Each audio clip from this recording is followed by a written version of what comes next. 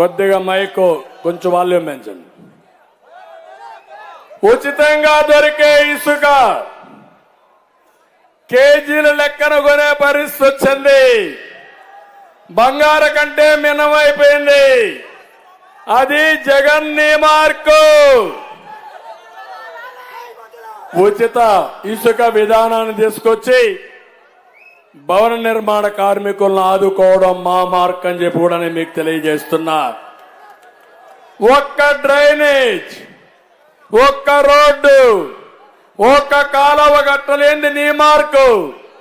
68,000 కోట్ల రూపాయలు ఖర్చు పెట్టి ఇరిగేషన్ ని బ్రహ్మాండంగా అభివృద్ధి చేయడం మా మార్కు. పోలవరాన్ని 72% పూర్తి చేయడం మన మార్క్ అయితే పోలవరాన్ని గోదావరిలో ముంచేయడం నీ మార్క్ అని హెచ్చరిస్తున్నా. తమిళలో 24,000 కిలోమీటర్లు సిమెంట్ రోడ్లు వేశాం. అది మన మార్కు.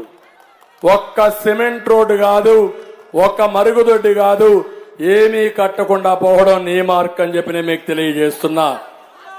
దళితుల్ని డోర్ డెలివరీ ఇవ్వడం నీ మార్కు.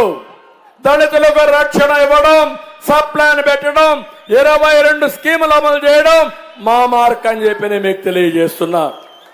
ఇప్పుడే అన్నాడు వరప్రసాద్ గారు, మీరు చేసే పని చూస్తా ఉంటే దళితులంటే చిన్న చూపు. నేను సవాలు విసురుతున్నా. ఈ రోజు నువ్వు దళితులందరినీ మార్చావు, మినిస్టర్లు మార్చావు, ఎమ్మెల్యేలు మార్చావు, ఎంపీలు మార్చావు, కానీ నీ మనుషులు మార్చలేదే.